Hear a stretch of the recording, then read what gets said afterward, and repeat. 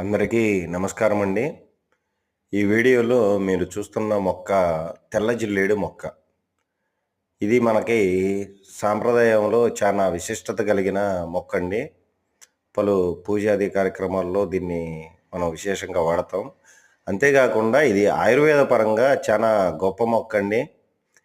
దీన్ని ఆకుని మనం తుంపినట్టయితే తెల్లగా పాలు కారతాయి. ఈ పాలుని మనం ఒక ప్లేట్‌లో సేకరించి, దానిని ఆ ప్లేట్‌లో సేకరించిన పాలని మనం నీడలో ఆరబెట్టినట్టయితే, అది తెల్లని పౌడర్‌లాగా తయారవుతుందండి.